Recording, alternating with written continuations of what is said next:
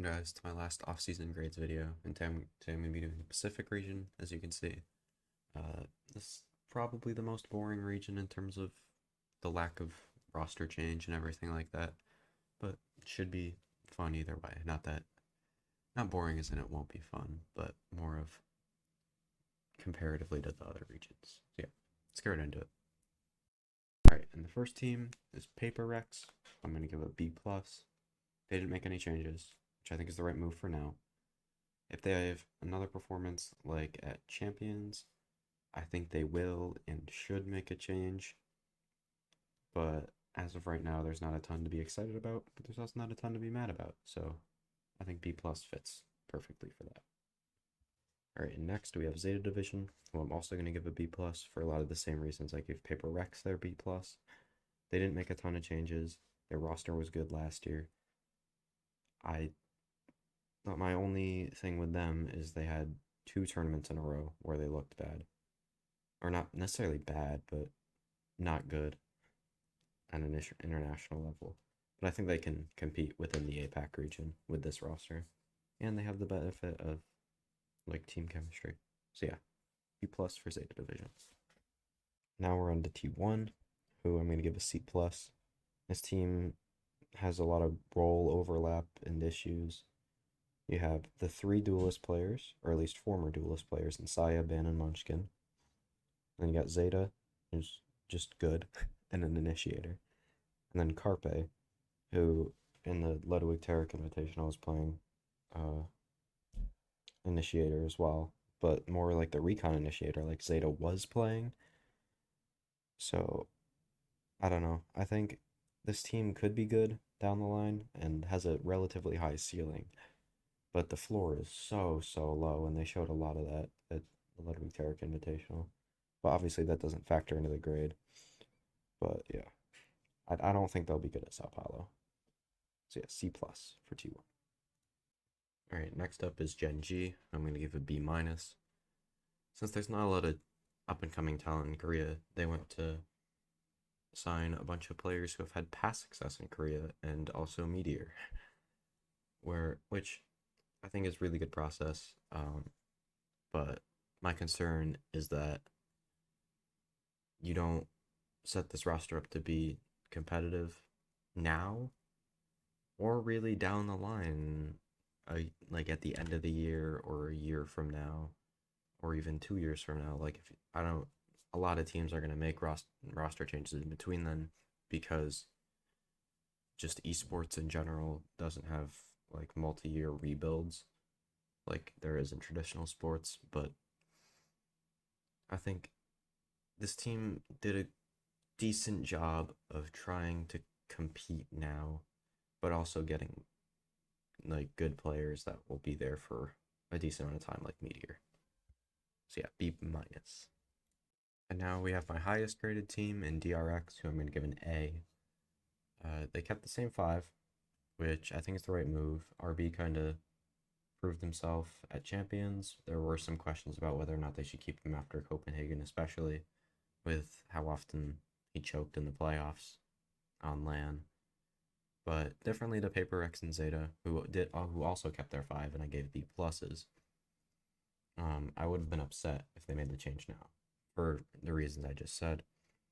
And on top of that, they added a 6th man, who's an up-and-coming player and has a lot of potential, in Foxy. I just fucked that up. So, yeah, I mean, great offseason for DRX.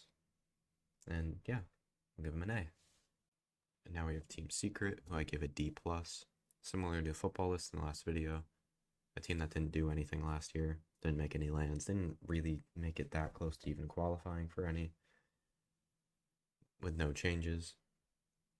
Only difference is that Team Secret made playoffs at 2021 champs. So I can see a world where they get back to maybe being able to qualify or get close to qualify, but I doubt it's going to happen still. So that's why I'm going to give them a D+, a D+, not a D. And next up we have Global Esports, who I give a B. Similar story to T1, except I think this roster has a lot more upside.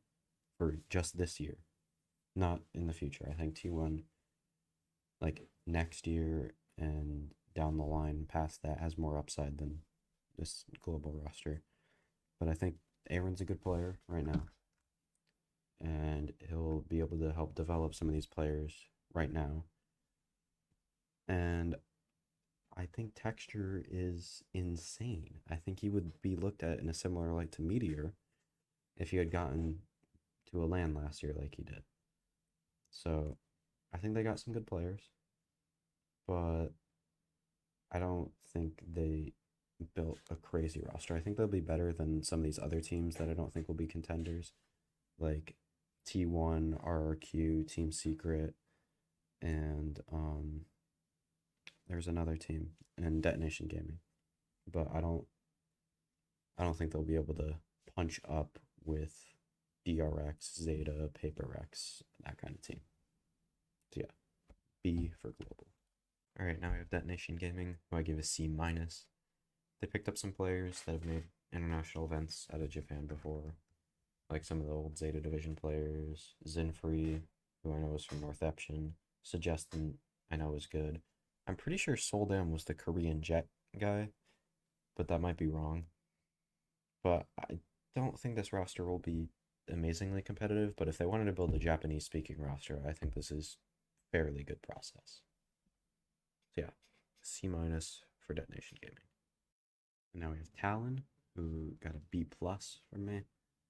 They got all the Xerxia core, well, not all of it, but 3 players in Cruz, Sushi Boys, and Fox, who are all fairly good players on an international stage. I mean, they made every event last year and they placed last in all of them, but that's regardless of the point. They did well to get there throughout APAC, which, I mean, they also didn't get Scary or Surf, who were the 2 best players on that roster, but they got Patapan, who was arguably better than Surf before he left. So for him, it's going to be a matter of adapting to the new meta and everything, but it's still going to be a Jet meta. Still going to be kind of a similar meta to what it was before he left. So I don't see too much of a adaptation. Like, he's not going to have to learn Chamber. He might have to learn like Raze and whatnot, but other than that, he should be fine. And I think this team will be fairly competitive in APAC. I think they can probably qualify for some lands, given like help from other teams, like with say a Zeta underperforms, or I don't even know who else here, a GenG maybe underperforms. Like, that third APAC spot is up for grabs, so I think they put themselves in a pretty good spot to contend. So yeah, B plus. And finally, we have RRQ, who had a terrible start to the offseason, kind of being accused of kind of cheaping out basically and not getting any Indonesian players, but they kind of followed it up and got to bottle and flip shitter. I still don't think they put themselves in a pretty good spot to compete at all.